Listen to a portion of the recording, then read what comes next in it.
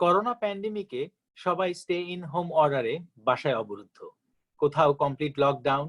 যারা essential worker তারা ছুটছেন কাজে, মনে ভীতি, ভয়, শঙ্কা, কি জানি কি হয়। যারা করোনাতে আক্রান্ত তাদের কি হবে, পরিবারের আর সবাই কিভাবে থাকবেন। কেউ স্মার্টফোনে প্রতিনিয়তই করোনার আপডেট খুঁজে এনে বন্ধুদের সাথে শেয়ার করছেন। আমাদের এই কমিউনিটিতে একজনকেও খুঁজে পাওয়া যাবে না যে এর মধ্যে করোনা সম্পর্কে কিছু শোনেননি বা জানেননি। তারপরেও সব কি জানা গেছে? প্রতিনিয়তই পরিস্থিতি পাল্টাচ্ছে, সেই সাথে ধারণা পাল্টাচ্ছে এটিকে মোকাবেলা করার। হাজারো প্রশ্নে, নানা ধারণায় আমরা কিছুটা বিভ্রান্ত। এমন সময় বাংলাদেশ অ্যাসোসিয়েশন অফ দেলোয়ার ভ্যালির এই করোনায় কমিউনিটি স্বাস্থ্য জিজ্ঞাসা ও করণীয় উদ্যোগটি নিঃসন্দেহে অনেক আগ্রহের সৃষ্টি করেছে। সবাইকে আমন্ত্রণ আমাদের বিএডিভির ফেসবুক লাইভ এই প্রোগ্রামটিতে। আমি ডক্টর আশিক আনসার কমিউনিটির নানা প্রশ্ন নিয়ে হাজির হয়েছি আমাদের নির্ধারিত বিশেষজ্ঞ প্যানেলের সামনে। উপস্থিত আছেন doctor Ziauddin Ahmed, doctor Alauddin, doctor Nurun Begum, doctor Ataul Haque, doctor Nahrin Ahmed, doctor Sabina Sharmin এবং ডক্টর আবু আহমেদ আব্দুল কাদের। সম্মানিত অতিথিবৃন্দ, আপনাদের সবাইকে ধন্যবাদ আমাদের এই আয়োজনে যুক্ত হওয়ার জন্য। প্রশ্ন নিয়ে যাচ্ছি ডক্টর জিয়াউদ্দিন আহমেদের কাছে, যিনি স্বনামে পরিচিত professor of internal medicine and nephrology. এর বাইরে তিনি একজন সুবক্তা, চিন্তাশীল লেখক এবং সমাজসেবক। ডক্টর জিয়াউদ্দিন আহমেদ 1918 সালের স্প্যানিশ মহামারীর 100 বছর পর আরেকটি ব্যাপক মহামারী, যার প্রিভেনশনের কোনো প্রস্তুতিই আমাদের ছিল না। এর চিকিৎসাও নির্দিষ্টভাবে নেই এখন পর্যন্ত। এটির রেশ হয়তো আমাদের অনেকদিনই বয়ে চলতে হবে। তাই যদি হয় সেক্ষেত্রে তো এটা আমার কাছে মনে হচ্ছে সবচেয়ে জরুরি যেটা জানা, কমিউনিটির সুরক্ষা বা প্রিভেনশন। সেই জায়গাটি থেকে আপনাকে প্রশ্ন করতে চাই, covid pandemic, where we are standing now, এটি ছড়াচ্ছে কিভাবে, এর প্রিভেনশন কিভাবে সম্ভব? কাশি বা হাঁচি, তখন যে আমাদের যে একটা ড্রপলেট বের হয়, ওটার মধ্যে ভাইরাস প্যাক থাকে। তো সাধারণত ড্রপলেট 3 ফিটের মধ্যে পড়ে যায়, কিন্তু এটা একটু জোরে হাসলে কাছলে 6 ফুট যেতে পারে, যার জন্য বলা হয়েছে যে 6 ফুট ডিস্টেন্সে থাকতে হবে। এটা হচ্ছে direct transmission, person to person. আরেকটা হচ্ছে যে আমরা অনেক সময় এই ড্রপলেট যখন মাটিতে পড়ে যায়, আমরা ওখান থেকে চলে যাই, ওই সারফেসের মধ্যে কয়েক ঘন্টা থেকে কয়েক দিন, এখন মনে হচ্ছে আরো বেশি দিনও ওই ভাইরাস গুলো থাকে। এবং যদি আমরা এটাকে কেউ টাচ করি, তারপরে আমরা যদি আমাদের মুখে নাকে টাচ করি, তখন তো আমাদের হতে পারে। এটা হচ্ছে ফর্মাইট থেকে টাচ কন্টামিনেশন। এটা কিন্তু খুব ইম্পর্টেন্ট, এর জন্য হাত ধোয়ার ব্যাপারটা বারবার বলা হয় সেটার জন্য। আরেকটা হচ্ছে যেটা এরোলাইজেশন। এরোলাইজেশনটা হচ্ছে যে নর্মালি এই ভাইরাস গুলো ড্রপলেটের ভিতরে থাকে এবং পড়ে যায়, ভারী থাকে, বেশিক্ষণ বাচ্চা থাকতে পারে না। কিন্তু যখন এরোসোলাইজ হয়, খুব নাড়া খায়, যেমন যখন কোনো যদি পেশেন্টের রেসপিরেটর থাকে, তাকে যদি আমরা সাকশন করি, এই এই সাকশন করার সময় এটা কি হয়, বাতাসের মধ্যে এটা তখন ভাসতে পারে, একা হয়ে যেতে পারে, যার জন্য এটা আসে। কিন্তু এটা খুব একটা বেশি না, এটা মোস্টলি এটা আইসিইউর ভিতরে হয়, এবং এই এরোসোলেশনটা হবে এয়ার কন্ডিশনের ভিতরে হতে পারে। তো এইভাবে এটা স্প্রেড হয়।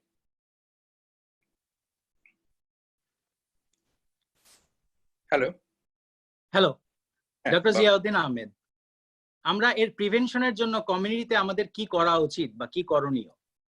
প্রিভেনশন যেটা এর মধ্যে বলা হয়ে গেল, সেটা হচ্ছে যে আমাদের সবসময় একটা সেফ ডিস্টেন্স রাখতে হবে। কেন রাখতে হবে? যে কে কাশতেছে, কে হাঁচছে আমরা জানছি না। যখন বাইরে যাব, যদি 6 ফিট ডিস্টেন্স রাখা হয়, তাহলে আমরা মনে করতে পারি যে এটা আমাদের এই ভাইরাস, আমাদের এই ড্রপলেটটা না আসতে পারে। কিন্তু তার জন্য এখন বলা হচ্ছে যে মাস্ক পরার জন্য। মাস্ক পরার 2 কারণে, যে আমি যদি মাস্ক পরি, আমি যদি কাশি আর আমার ভিতরে যদি ভাইরাস থাকে, অন্যকে যেন না ছড়ায়। আরেকটা হচ্ছে যে ডিরেক্ট ড্রপলেটস কিন্তু আমাদের মাস্কে আটকায়। আরেকটা হচ্ছে খুব ইম্পর্টেন্ট, যেটা হচ্ছে আমরা যখন কোথাও টাচ করি, কিছুক্ষণ পরে আমরা নাক চুলকাই। তো আমাদের যদি মাস্কটা থাকে, তাহলে আমরা ডিরেক্টলি মুখের মধ্যে হাত দিতে পারছে না।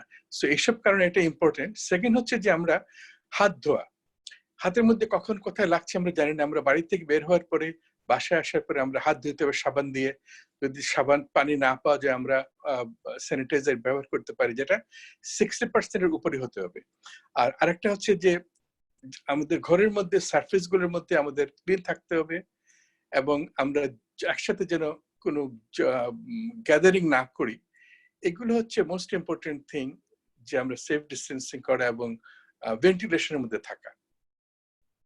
ধন্যবাদ ডক্টর জিয়াউদ্দিন আহমেদ। আপনার কাছে আরেকটি প্রশ্ন করতে চাই আমি, যে অনেকেই বলছেন যে মাস্ক অনেক ধরনের আছে, N95, KN95, সার্জিক্যাল মাস্ক, ঘরে বানানো মাস্ক। আসলে এগুলো দিয়ে কি শেষ রক্ষা সম্ভব? এগুলো কি আসলে এই পার্টিকেলস গুলোকে প্রিভেন্ট করতে পারে? মাইক্রন অনুযায়ী যদি আমরা হিসাব করি, কোভিড ভাইরাসকে বলা হচ্ছে 0.7 to 1.5 মাইক্রন এই এর এর আয়তন। তো সেই হিসাবে মাস্ক কতখানি সুরক্ষা দিতে পারে?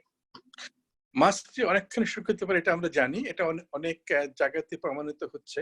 এখন প্রশ্ন যেটা আসছে, যেটা তুমি করেছো, যে এটা আমরা বলি 0.3 মাইক্রন এটার পোরের সাইজ, তাহলে এর থেকে ছোট যারা, যেমন কোভিড-19 হচ্ছে 0.1 মাইক্রন এবং ফ্লু ভাইরাস 0.03 মাইক্রন পর্যন্ত।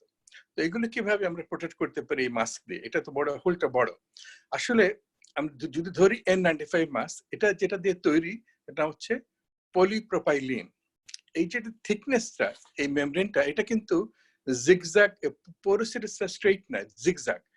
যখনই ইভেন দো 0.1 মাইক্রন যদি কেউ ঢুকে, তারা স্ট্রেইট ক্রস করতে পারে না, তারা কি করে ওই একটা মেজের মধ্যে, জিগজ্যাগের মধ্যে তারা পড়ে যায় এবং তাদের একটা ব্রাউনিয়ান মুভমেন্ট বলি আমরা, এই মুভমেন্ট করার জন্য তারা ট্র্যাপড হয়ে যায়। আরেকটা জিনিস যেটা N95 আছে, যেটা হচ্ছে যখন তারা এটা বানায়, তখন ভিতরে তারা একটা ইয়ে দেয়, অ্যাট্রাক্ট করার জন্য একটা চার্জ থাকে।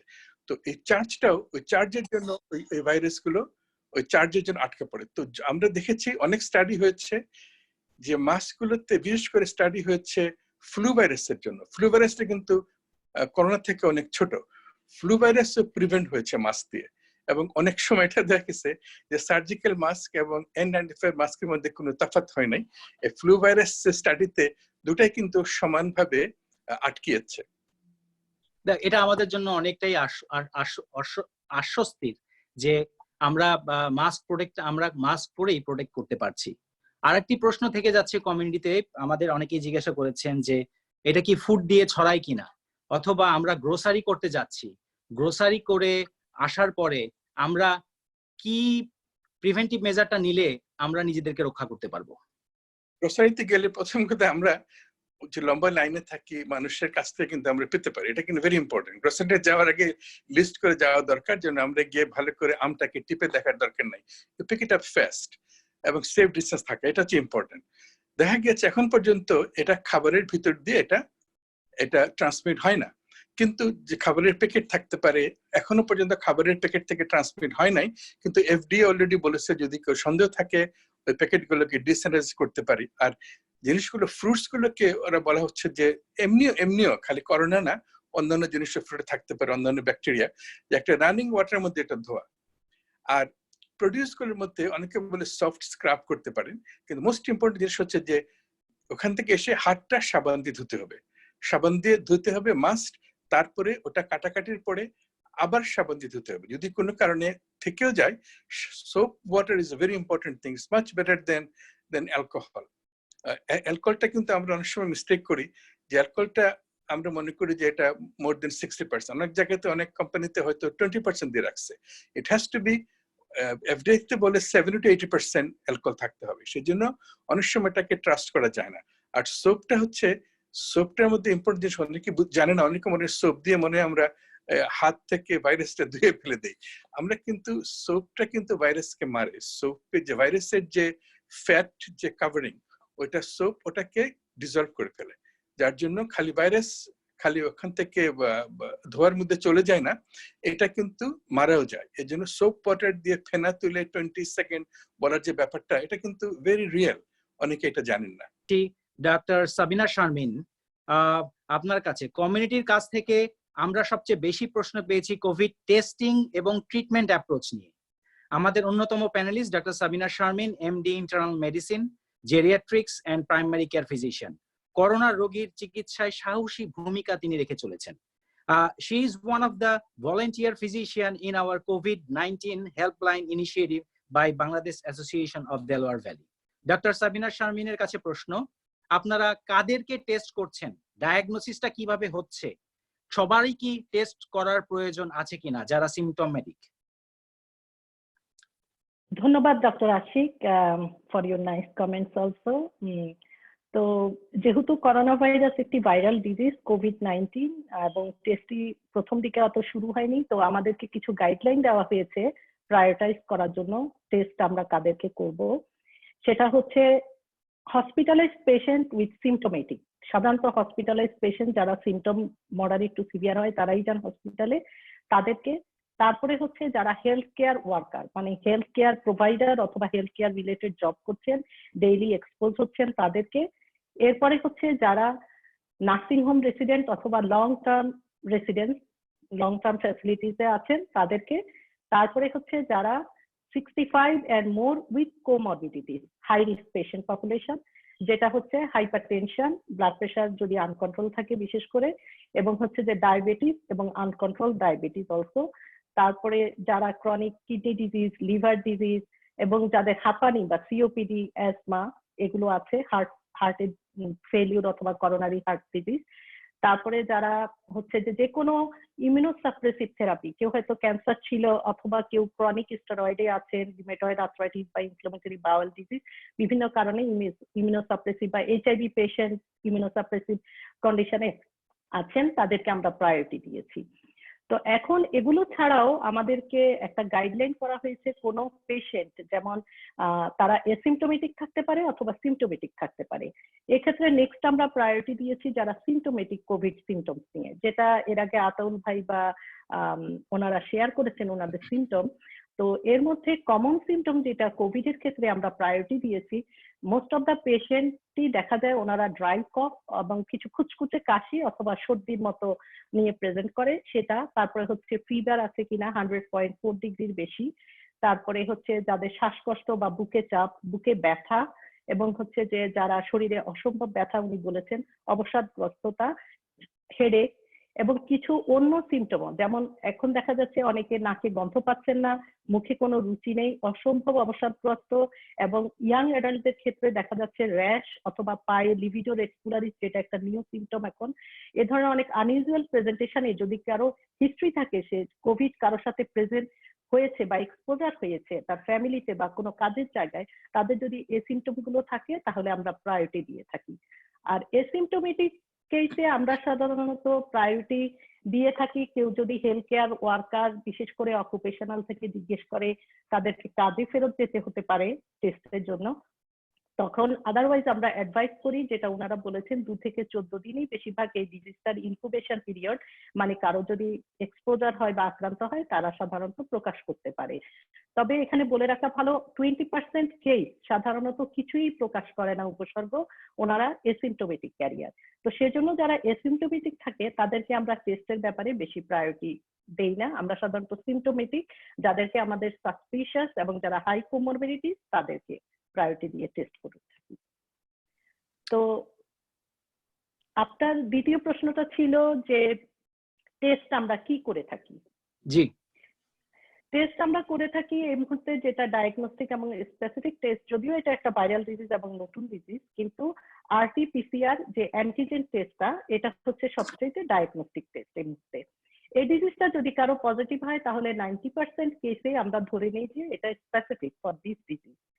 তবে এই ডিজিজটাও কারো ক্ষেত্রে ফলস নেগেটিভ হতে পারে, সেটা 70% সেন্সিটিভিটি, যেটা হচ্ছে যে হয়তো যখন করেছে, কারণ এটা করা হয় নাকের নেজোফ্যারিঞ্জিয়াল সোয়াব বলি, এটা একটু ভিতরের দিক থেকে নাকের সোয়াবটা নিতে হয়, হয়তো যখন করেছে তখন দেখা গেল যে ভাইরাস ইনোকুলেশন এনাফ ছিল না, অথবা যে নিয়েছে সে হয়তো ঠিক মতো নিতে পারেনি বা একটু আর্লি স্টেজে হয়ে গেছে, অথবা খুব বেশি দেরিতে, কারণ এটা অ্যান্টিজেন।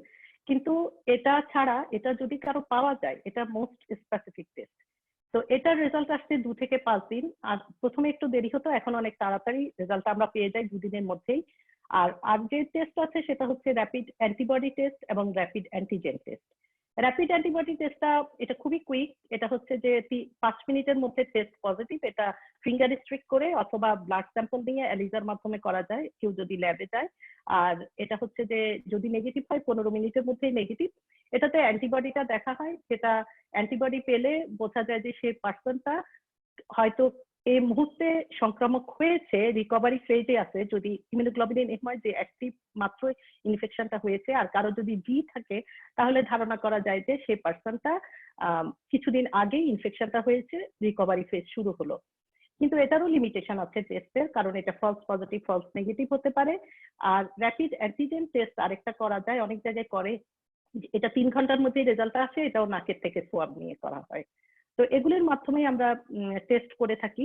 কিন্তু যেটা আমার আউটপেশেন্ট এক্সপিরিয়েন্সে হলো যে কোভিড-19 একটি নতুন ডিজিজ, আমরা টেস্টের জন্য বা পরীক্ষা নিরীক্ষার জন্য অপেক্ষা করি না।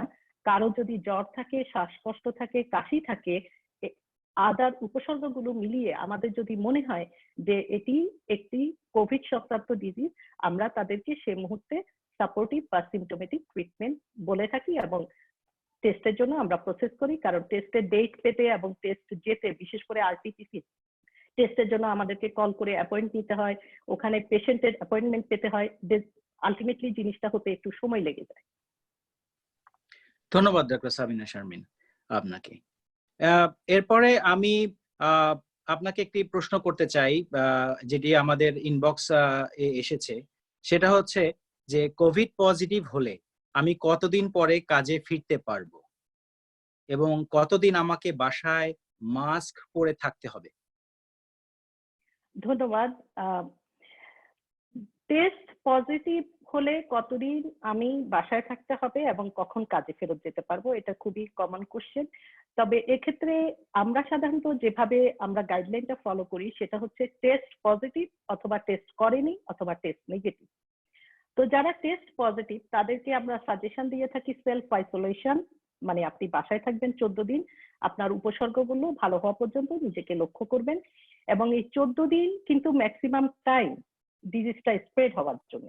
এবং ওই 14 দিনের পরে 7 দিন যদি উনি 7 দিনের মধ্যে শেষের 3 দিন যদি ওনার জ্বর না আসে অথবা যে উপসর্গগুলো ওনার ছিল, শ্বাসকষ্ট, কাশি বা অবসাদগ্রস্ততা, বিশেষ করে কাশি এবং শ্বাসকষ্ট, এগুলো যদি অনেকখানি ইমপ্রুভ হয় এবং বিশেষ করে জ্বর যদি 3 দিন টাইলেনল না খেয়ে ওনার জ্বর না আসে, তাহলে উনি কাজে ফেরত যেতে পারবেন। এখন কথা হচ্ছে ফেস মাস্ক। ফেস মাস্কটা উনি ব্যবহার করবেন, কারণ এই ডিজিজটি আমরা জানি এখনো অনেক কিছু জানার বাকি, তারপরেও এই মুহূর্তে যেটুকু আমরা জানি সেটা হচ্ছে মাইল্ড যদি কারো সিমটম থাকে, মানে উপসর্গ থাকে, সেটা 2 থেকে 3 সপ্তাহ লাগে মোটামুটি তিনি রোগ ছড়াতে পারেন। এবং যারা অনেক বেশি আক্রান্ত, মডারেট বা সিভিয়ার, ওনারা 4 থেকে 6 সপ্তাহ পর্যন্ত উপসর্গগুলো থাকতে পারে। তো আমি সাজেশন দিয়ে থাকি সাধারণত বাইরে যখন যাবে অবশ্যই ফেস মাস্ক ইউজ করবেন এবং বাড়ির মধ্যেও ফেস মাস্ক ইউজ করতে হবে অন্যকে প্রোটেক্ট করার জন্য।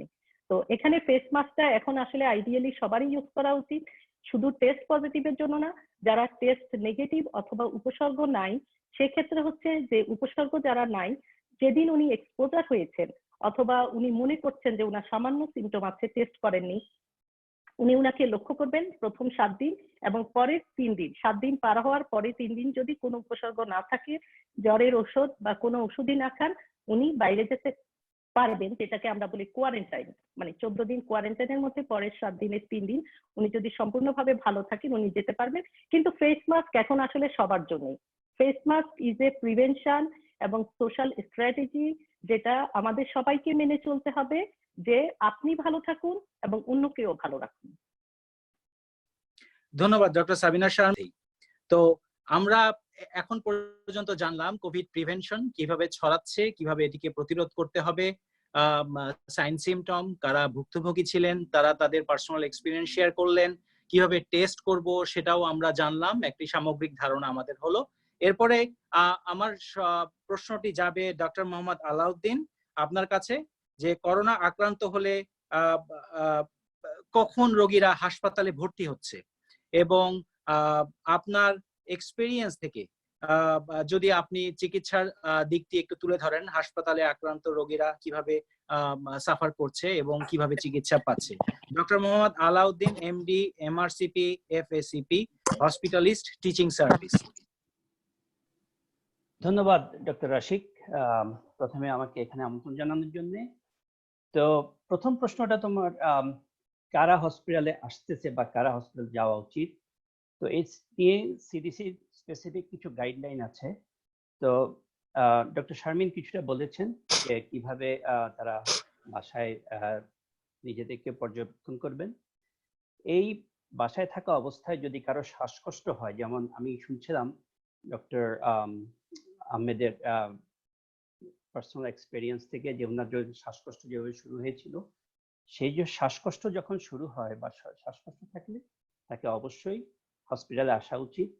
তারপরে যে চিন্তা থাকে যেটা হচ্ছে যে যদি খুব জ্বর বা খুব বডি এক, যে কন্ট্রোল করতে পারছেন না নিজেকে, অবসাদগ্রস্ততা, বা অনেক সময় আমরা দেখতে পারি যে রোগীরা কিছুটা মানসিকভাবে ভারসাম্য হারিয়ে ফেলছেন। তো এই সমস্ত অবস্থায় অবশ্যই হাসপাতালে আসা উচিত। হাসপাতালে আসলে আমাদের আমি জানি অনেক রোগীর অনেক শঙ্কা থাকে, হসপিটালে গেলে আমরা যে মিডিয়া কাভারেজে অনেক কিছু জানছি যে এই রোগীটার সিভিয়ারিটি কতটুকু, এ নিয়ে আমরা প্রতিনিয়তই জানছি, শুনছি এবং নিজেরাও শিখছি। তো তো প্রথম প্রশ্ন হচ্ছে এই সিমটম গুলো থাকলে অবশ্যই হসপিটালে আসা উচিত। তো দ্বিতীয় প্রশ্ন যেটা হসপিটালে আমার যে এক্সপেরিয়েন্স বা শেয়ার করার জন্য বা আমরা যে কিছু করতেছি বা করি এই মুহূর্তে, সেটা হচ্ছে এরকম যে একটা রোগী যখন হসপিটালে আসেন তখন ইমার্জেন্সি ডিপার্টমেন্টে ইনিশিয়াল একটা ইভ্যালুয়েশন করা হয়।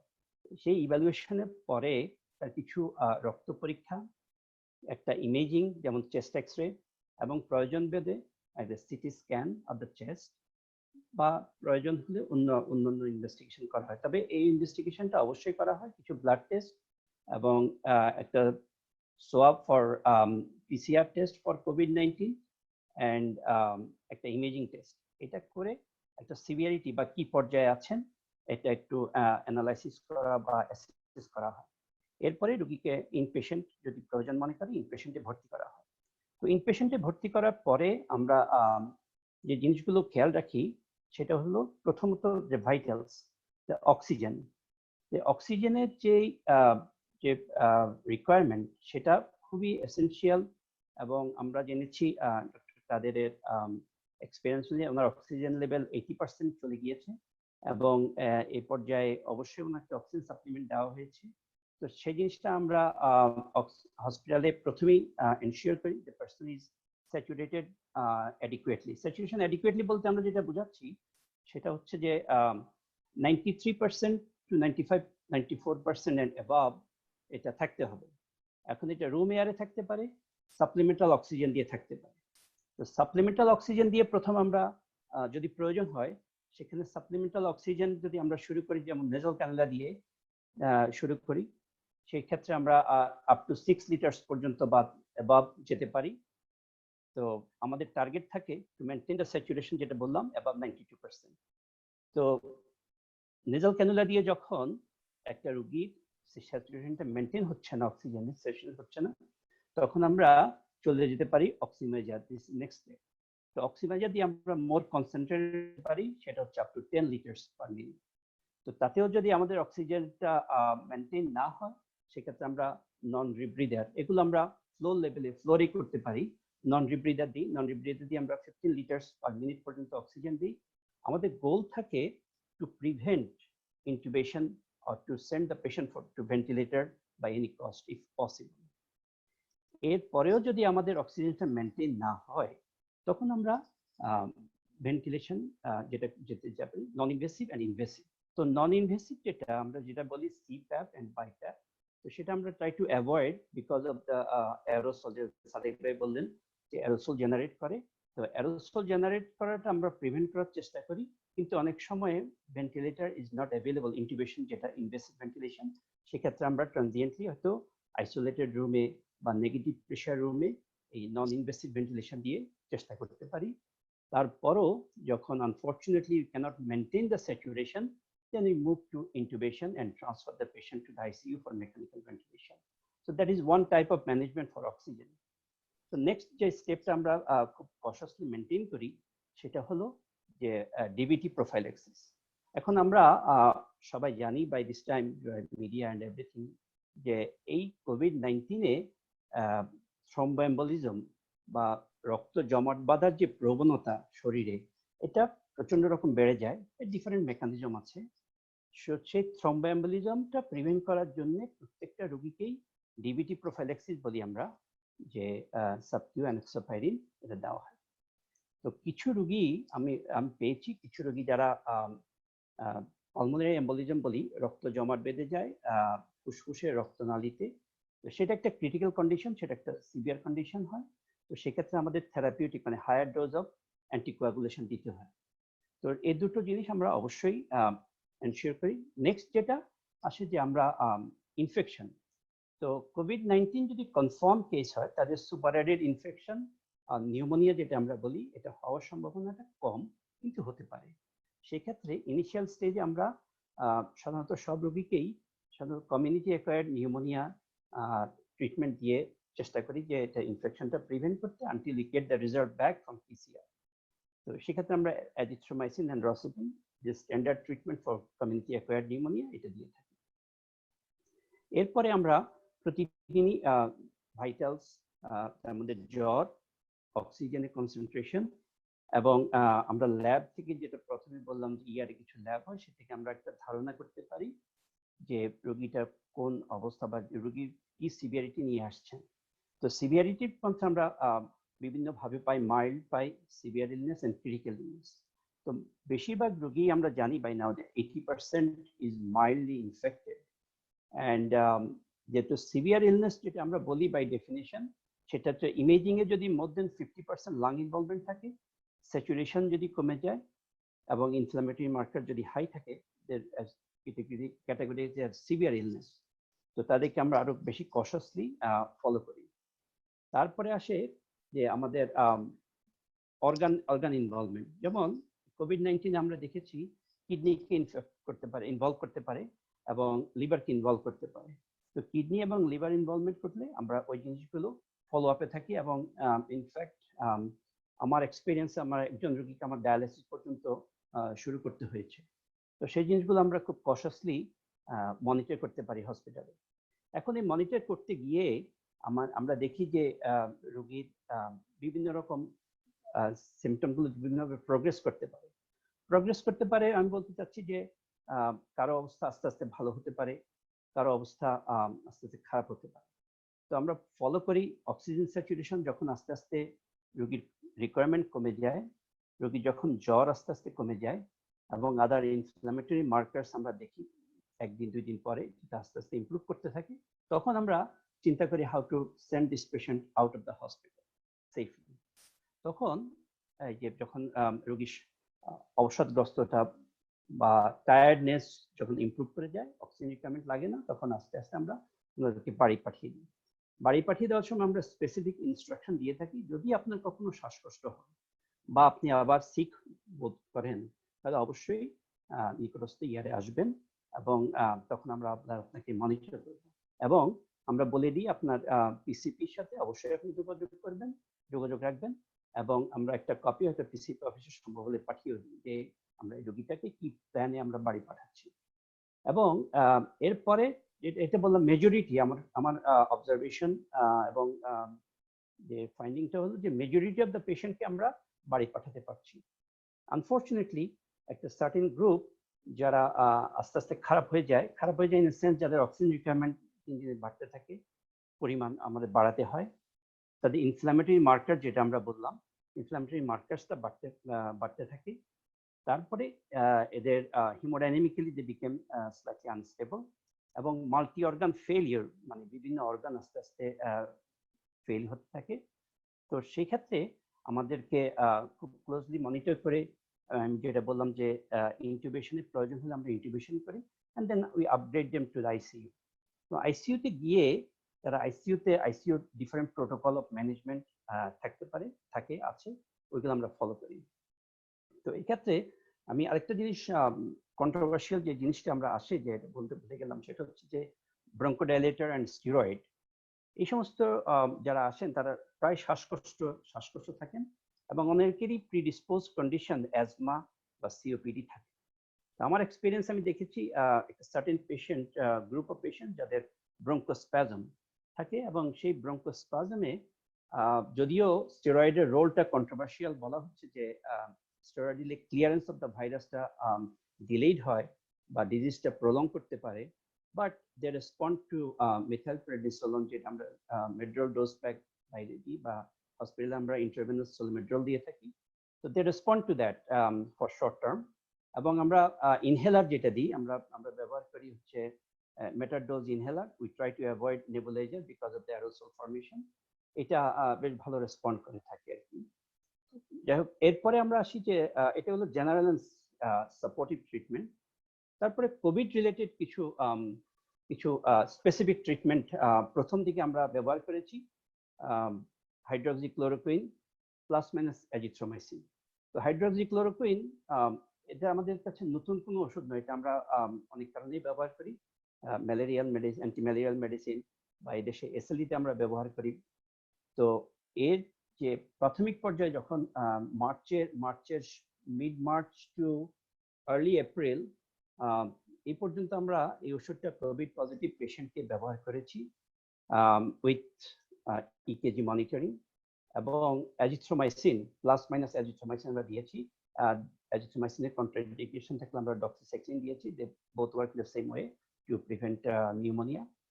তো এখন যেটা বলা হয় যে hydroxychloroquine has no role in either prophylaxis or therapeutic in COVID-19. আমরা জানছি, প্রতিদিন আমরা নতুন করে শিখি ভাইরাস সম্বন্ধে। তারপরে স্পেসিফিক যে ট্রিটমেন্টটা এখন আমরা অনেকেই জানি যে রেমডেসিভির এখন নিউলি অ্যাপ্রুভাল পেয়েছে খুব emergency. It's not official approval, it's emergency approval. তারপর আমরা জানি যে convalescent plasma is FDA approved to use in COVID-19 sick patients. ধন্যবাদ ডক্টর আলাউদ্দিন। ধন্যবাদ ডক্টর আলাউদ্দিন। আমরা আপনার কাছে আবারও ফিরে আসব এই নতুন আশার কথা নিয়ে, যে রেমডেসিভির এবং প্লাজমা থেরাপি এবং ভ্যাকসিন প্রোফাইল্যাক্সিস। সো আমরা এখন চলে আসছি doctor Nahrin Ahmed. I know you have 9 to 5 duty this weekends in ICU. Thank you for joining us, and it means so much to us. You are pulmonology and critical care medicine specialist, assistant professor of UPenn University Hospital. What it look like, working in ICU during this COVID pandemic? Yes, so that's a great question. So thank you for the opportunity to speak. And it's been, I've been working in the COVID ICUs now for since the pandemic started. And it's been quite a challenge for several reasons, as many people mentioned. It's difficult first and foremost emotionally because the families of the patients are not allowed to come to the hospital to be with them. And you can imagine if you or a family member is quite sick in the hospital, you would want to have somebody there to hold your hand, to be with you while you're going through such a difficult time. And for those of us as the healthcare provider, that's a very difficult thing to see. And it's quite challenging and must be very lonely for the patients. And we do our best to try and connect them with their family members. But that causes a significant amount of distress, not only for the patient, but mostly the family as well, and that they cannot be there for them. But I will say, the one thing we are seeing, I will reiterate what somebody may have said before, that most of the patients that are coming to the ICU, they are quite sick when they come. And we are not only seeing older patients, but we are seeing younger patients as well. Not nearly as many, of course, but we are seeing younger patients with no past medical history. And that is something to be very cautious about, and means that we all have to be careful, not just those that have any background of the medical history. And the other thing I will say is that those that do get better, it takes them time, but I will say we have seen some success stories. I have been able to personally myself remove at least 5 or 6 people from the ventilator successfully who were able to go home. So that is a positive thing. Yes, we are seeing the majority of people get better. I think somebody said that, and that's the most important thing to know, that 80% of folks who have COVID it's a mild disease usually, which does improve. Those that come to the ICU, yes, we are seeing a very high rate of mortality. Up to 70% of our patients may not survive. And those patients that do, it takes almost 2 to 3 weeks for them to get better if they do get better.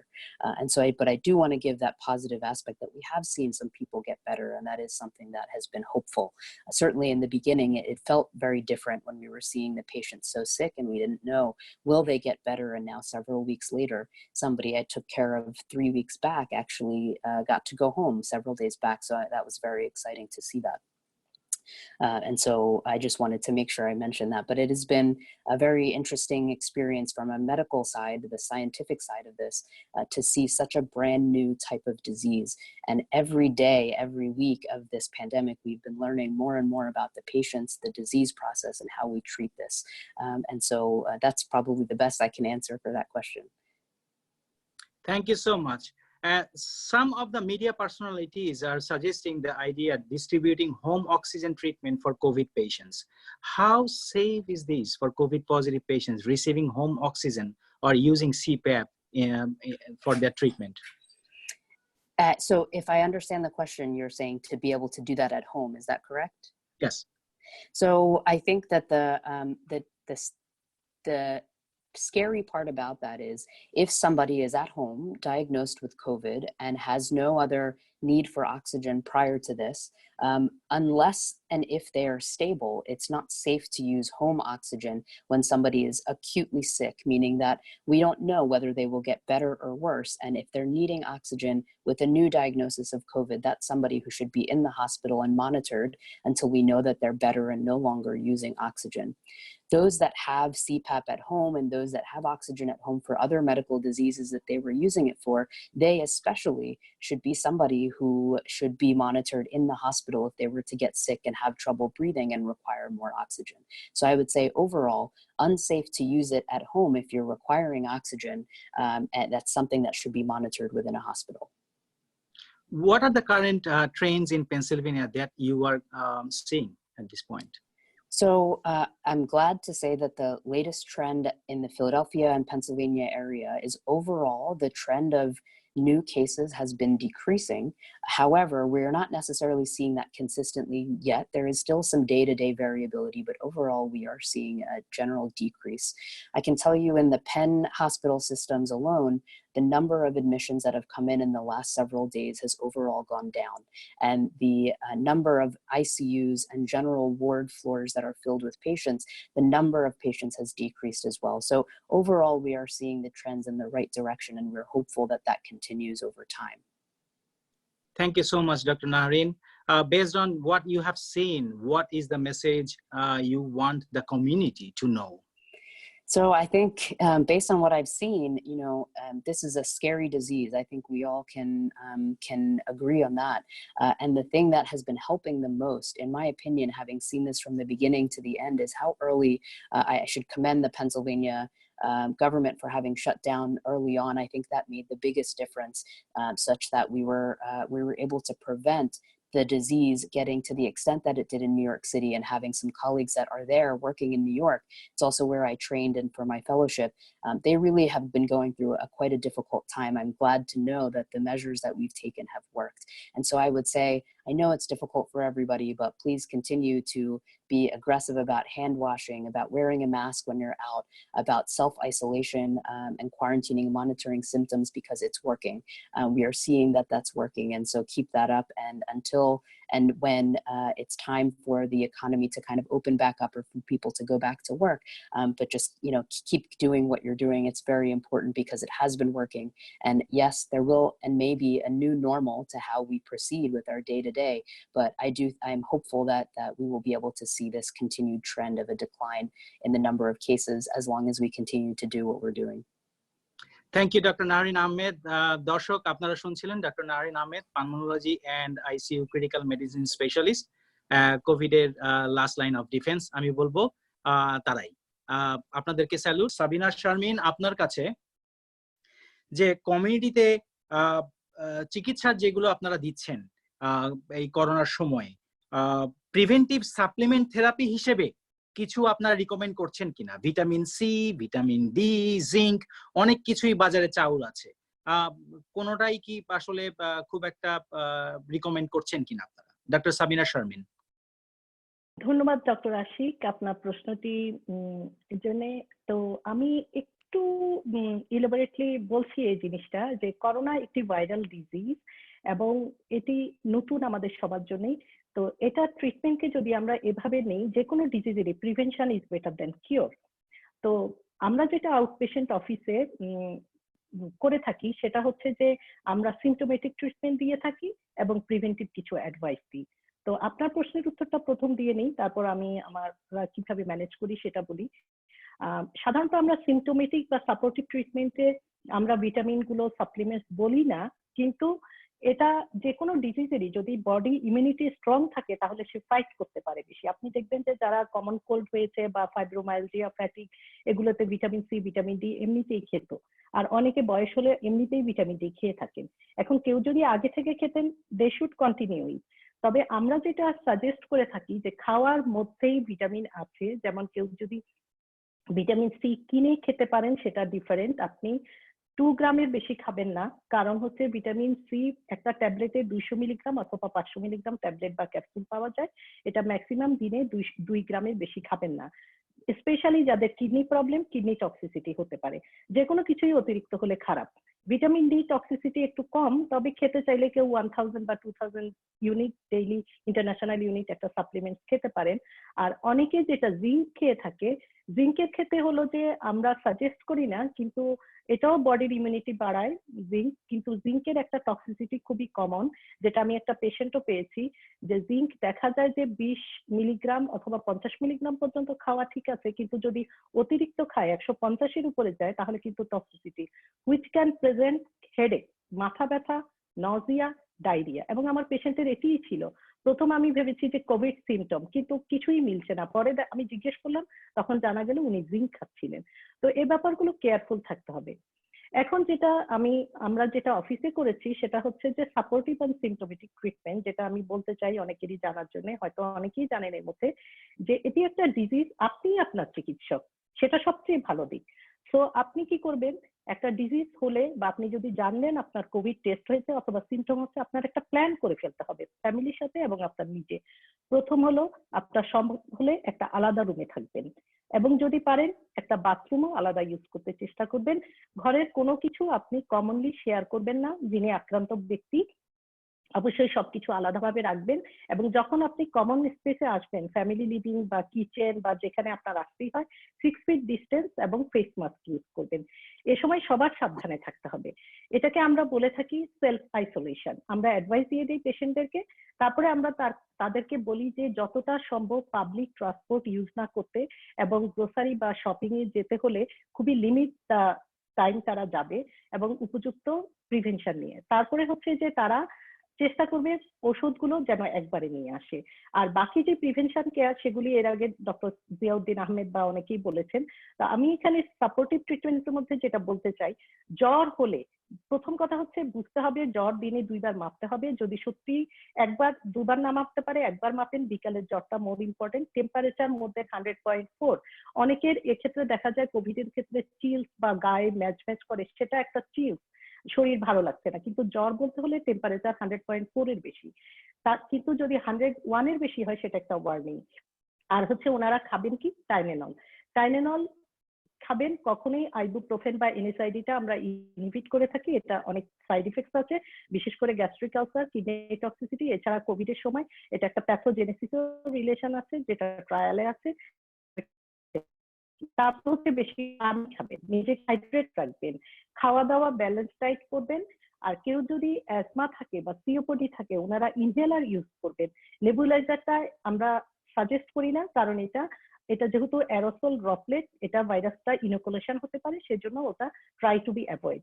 তারপরে যেটা, যে কেউ যদি steroid দিতে হয় asthma বা সিওপিডির ক্ষেত্রে, আমরা সাধারণত লো ডোজ স্টেরয়েড অনেককে দিয়েছি, কিন্তু যদি অ্যাজমা ফ্লেয়ার আপ হয় বা মনে হয় যে রোগীর অনেক শ্বাসকষ্ট হচ্ছে, আমরা মিথাইল প্রেডনিসোন একটা ডোজ প্যাকেট পাওয়া যায়, ট্যাপারিং ডোজে 7 দিনের ইনস্ট্রাকশন দিয়ে কিন্তু আমরা এটা একটা রোগীকে খুব ঘনভাবে পর্যবেক্ষণ করি। আর কেউ যদি ব্লাড প্রেশারের ওষুধ খেয়ে থাকেন, এখানে অনেকেরই মনে প্রশ্ন যে লোসার্টন বা লাইসোনেপ্রিল এসি ইনহিবিটর বা অ্যানজিওটেনসিন রিসেপ্টর ব্লকার এই ওষুধগুলো খাবেন কিনা। হ্যাঁ, আপনি অবশ্যই কন্টিনিউ করবেন যদি আপনি আগে থেকে খেয়ে থাকেন। কারণ হচ্ছে আমেরিকান হার্ট অ্যাসোসিয়েশন বা কার্ডিওলজি অ্যাসোসিয়েশন এটা রিকমেন্ড করেন এবং উপরোক্ত দেখা যায় যে এটি বরঞ্চ হেল্প করে। এটা কোনোই এখন পর্যন্ত ট্রায়াল যেগুলো করা হয়েছে তাতে দেখা যায়নি যে কোভিড এর পেশেন্টের সাথে এটার কোনো অসুবিধা হতে পারে, বরঞ্চ তারা উপকার পেতে পারেন যে প্যাথোজেনেসিস বা রোগের যে বডিতে যে পরিবর্তনগুলো ঘটে।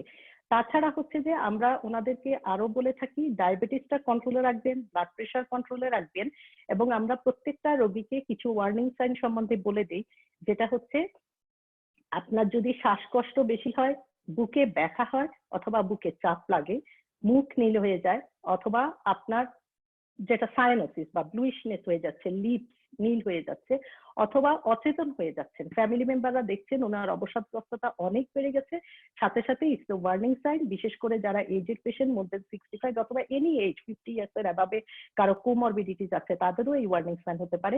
এই সাইনগুলো হলে ইমিডিয়েটলি তাদেরকে হসপিটালে যেতে হবে, এগুলো আমরা বলে থাকি। আর আমরা তাদেরকে সবসময় বলে থাকি আপনার লক্ষণগুলো আপনি নিজে পর্যবেক্ষণ করুন, এবং যারা বিশেষ করে কোমরবিড পেশেন্ট তাদেরকে আমরা নিজেরাও ফলো আপ করি অথবা বলে দেই যে আপনার কোনো অসুবিধা হলে সাথে সাথে আমাদেরকে ফোন করবেন। এবং আপনি রেস্ট নেবেন পর্যাপ্ত পরিমাণে, আইসোলেশনটা মেনটেন করবেন, রিল্যাক্সেশন করবেন, পারলে একটু এক্সারসাইজ করেন, ভার্চুয়াল মেথডে ফ্যামিলি ফ্রেন্ড সবার সাথে যোগাযোগ রাখেন, এবং নির্দিষ্ট পিরিয়ডের পরে যেটা আমি আগে মেনশন করেছি ওনারা যখন ভালো ফিল করবেন, কোনো জ্বরের ওষুধ ছাড়া 3 দিন কোনো জ্বর নাই এবং কাশি বা অবসাদগ্রস্ততা বা শ্বাসকষ্ট অনেক ভালো, হ্যাঁ উনি ঘরের মধ্যে চলাফেরা করতে পারবেন, তখন একটু ডিস্টেন্স থেকে ফেস মাস্ক না ইউজ করলে হবে, কিন্তু বাইরে যখন যাবেন অবশ্যই ফেস মাস্কটা ইউজ করতে হবে। তো এগুলি আমরা সাধারণত সাজেস্ট করে থাকি। ধন্যবাদ ডক্টর সাবিনা শারমিন। একটি প্রশ্ন এসেছে, সেটি হচ্ছে কোভিড ইনফেকশন শরীরে অ্যান্টিবডি তৈরি করে, সেটি ইমিউনিটি দেয় কিনা, আবার ইনফেকশন হতে পারে কিনা? ধন্যবাদ। যে কোনো ইনফেকশন হলেই আমাদের বডি রোগ প্রতিরোধ শক্তি বা বডি ফাইট করে, নিজস্ব ইমিউনিটি যেটা সেটা তৈরি হয়। তো কোভিড এর ক্ষেত্রে দেখা যাচ্ছে যে আপনি একবার যদি ইনফেকশন হয়, এখন আপনার যেটা অ্যান্টিবডি টেস্টটা করা হয় সেখানেও দেখা যায় যে হিমোগ্লোবিন জি বা এম দেখা যায়, হ্যাঁ আপনার শরীরে একটা রোগ প্রতিরোধ শক্তি ফাইট করে আপনার রোগ প্রতিরোধ ক্ষমতা বাড়িয়ে দেয়। কিন্তু এর মানে এখন পর্যন্ত জানা যায়নি যে আপনি আবার, কারণ এই ভাইরাসটা নতুন এবং বিভিন্ন স্ট্রেন চেঞ্জ হচ্ছে, যে নতুন কোনো স্ট্রেনে আপনি আক্রান্ত হতেও পারেন। তবে হ্যাঁ আশা করা যাচ্ছে একবার যদি কেউ আক্রান্ত হয় তবে রিইনফেকশনের পসিবিলিটি অবশ্যই, যদি তার রোগ প্রতিরোধ শক্তি ভালো থাকে, কম থাকবে। ধন্যবাদ ডক্টর সাবিনা শারমিন। আমি এবারে ফিরে যাচ্ছি ডক্টর আতল হক ওসমানী আপনার কাছে। একটি প্রশ্ন এসছে, আপনি কি কি প্রিভেন্টিভ স্টেপস গুলো নিলে সেই সময় কোভিড আক্রান্ত নাও হতে পারতেন?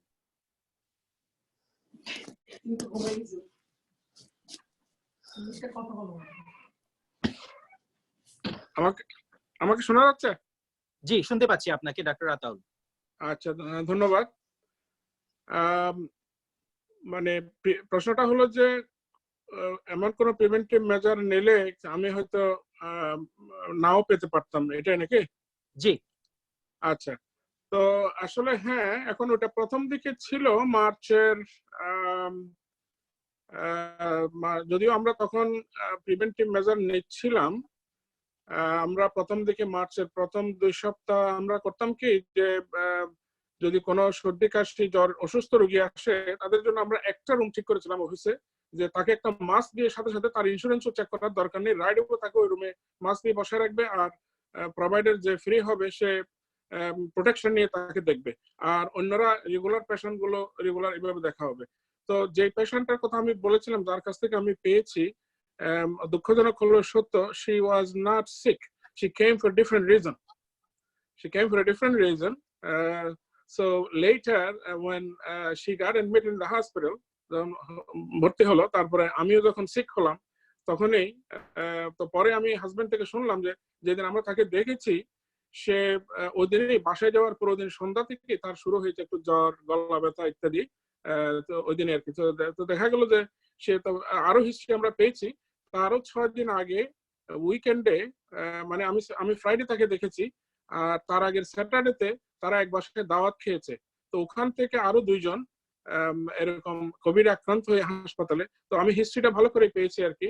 তো আমি তাকে দেখার 6 দিন পরে, তো তাহলে এখানে আমরা দেখেন প্রিভেন্টিভ মেজার আমরা নিয়েছি কিন্তু সিকদেরকে দেখার জন্য, নর্মালদেরকে দেখার জন্য নেইনি।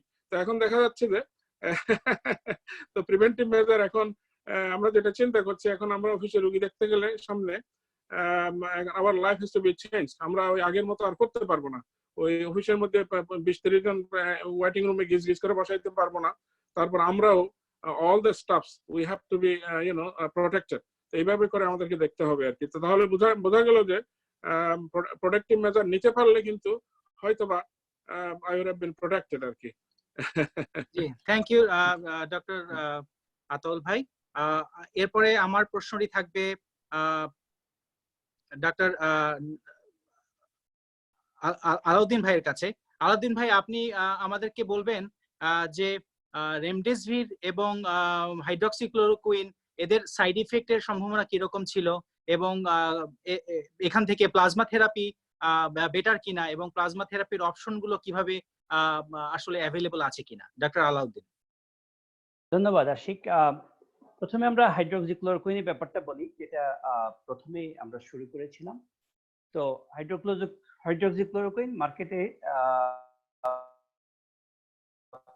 যখন কোভিডটা প্রথম এসেছিল বা আমরা ট্রিট করছিলাম, তখন হাইড্রোক্সিক্লোরোকুইন বলা হতো যে it's curative type of treatment. এটা ইমিউনিটি এবং কি ক্লিয়ারেন্স অফ দ্য ভাইরাস করে, যার জন্য এটা ট্রিট করতে সুবিধা হবে। তো এই ক্ষেত্রে আমরা শুরু করেছিলাম অ্যাজ আই সেড যে হাইড্রোক্সিক্লোরোকুইন অ্যান্ড অ্যাজিথ্রোমাইসিন কম্বিনেশন, অথবা হাইড্রোক্সিক্লোরোকুইন অ্যান্ড ডক্সিসাইক্লিন কম্বিনেশন। তো এর যে সাইড ইফেক্টের কথা আপনি বললেন, যে মেইন যে সাইড ইফেক্ট সেটা হলো ইট প্রলংস কিউটি, এবং কিউটিটা প্রলং করলে এবং একটা অ্যারিথমিয়া হয়, যেটা ভেন্ট্রিকুলার অ্যারিথমিয়া বলি, ventricular tachycardia and ventricular arrhythmia, it can cause death and sudden death. So এই হাইড্রোক্সিক্লোরোকুইন শুরু করার আগে প্রথমে একটা ইকেজি করে নিতে হয়, এবং আমরা করেছিও, এবং 24 to 48 hours later we have to follow them with EKG to see that QTC is prolonging. এবং অ্যাজিথ্রোমাইসিন এন্ড হাইড্রোক্সিক্লোরোকুইন যদি কেউ একসাথে নেয়, তাহলে it prolongs the QT, the chance of getting prolonged QT is more. So এই জিনিসগুলো আমাদের মাথায় রাখতে হবে।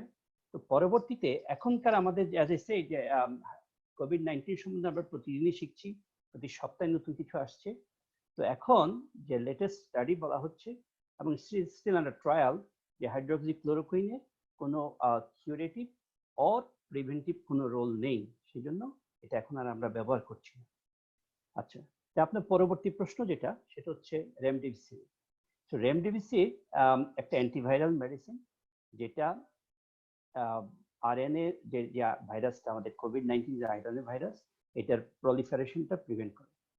তো এইটা নিয়ে যে আনটিল লাস্ট উইক পর্যন্ত ইট ওয়াজ অ্যান ইনভেস্টিগেশনাল মেডিসিন। এটা নিয়ে যে আমাদের ইনভেস্টিগেশন পর্যায়ে এটা চলছিল, এবং কেউ কমার্শিয়াল ভিত্তিতে এই ওষুধটা পেত না। They have to go to the trial, এবং they have to enroll, the facility has to enroll to the trial and to get the medicine. তো এই রোগীটার ইন্ডিকেশন যেগুলো ছিল, সেগুলো হলো যে যারা কোভিড পজিটিভ, যাদের লাং ইনভলভমেন্ট ছিল মোর দেন 50% and they are hypoxic, তাদেরকে ওই গিলিয়াড যে কোম্পানি, তারা এই ওষুধটা সাপ্লাই দিতেন এবং প্রয়োগ করা হতো ইন ট্রায়াল বেসিস। তো এখন আপনারা বা আমরা সবাই মিডিয়ার মাধ্যমে জেনেছি যে এই ওষুধটা ইমার্জেন্ট ভাবে গত ফ্রাইডেতে অ্যাপ্রুভাল দিয়েছে FDA। তো এটা যে স্টাডিটা এসেছে, এটা হলো যে it has no mortality benefit. এটা মর্টালিটি বেনিফিটটা কন্ট্রোভার্সিয়াল, কারণ হচ্ছে it is not statistically significant, but it has recovery টাইমটা, যেটা আমরা বলি যে রিকভারি টাইম ইমপ্রুভস বাই 33%। মানে যারা কোভিড, যারা রেমডেসিভির পাচ্ছেন, যারা পাচ্ছেন না, তাদের মধ্যে হসপিটাল থেকে ডিসচার্জ হওয়ার যে সময়টুকু বা অক্সিজেনের যে রিকোয়ারমেন্ট, এই সময়টুকু by 31% improves. As I said, there is no mortality benefit. এবং এটা যখন এখন অ্যাপ্রুভাল এসেছে, তখন হয়তো আমরা কমার্শিয়ালি অ্যাভেলেবল হতেও পারে, আমরা more information down the line পেতে পারি। এবং আপনি সাইড ইফেক্ট সম্বন্ধে যেটা জানতে চেয়েছেন, ইটস সাইড ইফেক্ট মেইনলি এটা জিআই রিলেটেড সাইড ইফেক্ট করে, nausea, vomiting, it affects the liver and kidney. এবং সব রোগীকে আমরা যে দিতে পারি রেমডেসিভির তাও না। এটার ক্রিয়েটিনিন ক্লিয়ারেন্স যদি লেস দেন 30 অর্থাৎ কিডনি ইনভলভমেন্ট থেকে থাকে বা লিভার ফাংশন যদি অ্যাবনর্মাল থাকে, ALT is more than 5 times normal যদি কারো থেকে থাকে, তাহলে you can't use this remdesivir. আরেকটা কথা হচ্ছে যে রেমডেসিভির ট্রায়াল পর্যায়ে ছিল, it involves the people more than 18 years. Pregnant people was out of the investigation or out of the trial. Therefore, you cannot say safely it will affect those group of people or not. So, in short, you can say that down the line, যখন আমরা আরো বেশি রোগী ব্যবহার করতে পারবো, এখন এই পর্যায়ে FDA approved only antiviral medicine is remdesivir. সুতরাং ডাউন দ্য লাইন আমরা হয়তো এর প্রয়োগটা আরো বেশি পাবো এবং এর সাইড ইফেক্টস বা এর আরো ডিটেলস আমরা পাবো। এখন আসি plasma, convalescent plasma. What is convalescent plasma?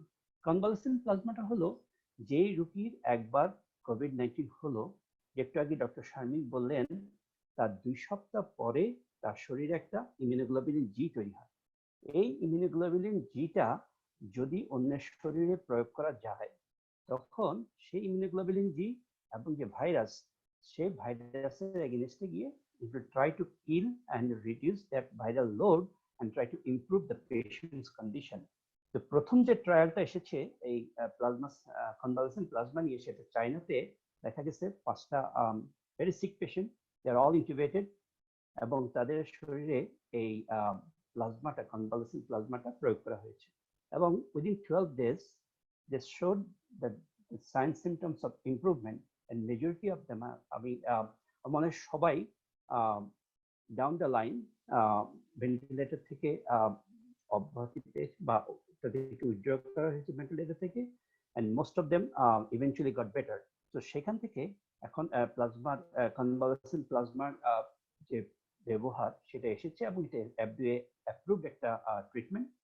তো এটা রেড ক্রসের মাধ্যমে এদেশে পাওয়া যায় বা আমরা ব্যবহার করছি। মানে আমার হসপিটালে হয়তো আমার পার্সোনাল এক্সপিরিয়েন্স নেই, বাট আমার বন্ধু বান্ধবদের সাথে আমাদের যাদের কথা হচ্ছে, যারা আইসিইউতে কাজ করেন, তারা ব্যবহার করছেন এবং এটার ফলাফল ভালো অ্যাকর্ডিং টু দেয়ার স্টেটমেন্ট।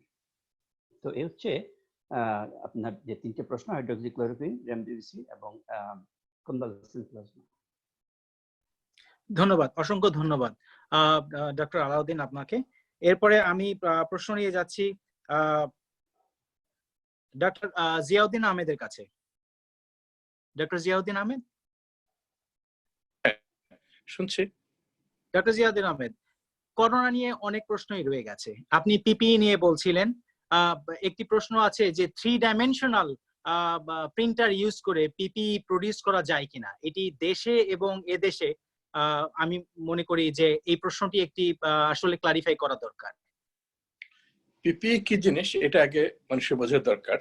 এজন্য যে পিপিইটা ডিফারেন্ট ডিজিজে ডিফারেন্ট ধরনের জিনিসটা ইম্পর্টেন্ট। যেমন এটা একটা রেসপিরেটরি ইলনেস, এটার জন্য সবচেয়ে বেশি যেটা প্রোটেকশন সেটা হচ্ছে একটা মাস্ক এবং আই।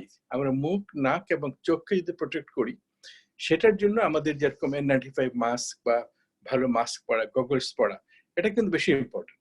এগুলো আমাদের দেশে এখনো যে রেগুলার মাস্ক হচ্ছে, কিন্তু এই N95 বা KN95 যেটা চাইনিজরা করছে কাছাকাছি, ওইগুলো এখনো হচ্ছে না। তো ওইগুলো হওয়া সম্ভব, ওইটা বেশি দরকার কোভিড এর জন্য। আর বাকি যেটা আমরা গাউন বলি, গাউন আমরা নর্মালি আমরা অনেক বছর থেকে গাউন ইউজ করি, হাসপাতালের ইনফেকশন, অনেক ধরনের ইনফেকশন হয়, আমরা গাউন ইউজ করি, কিন্তু ওই গাউনগুলো ডিসপোজেবল গাউন।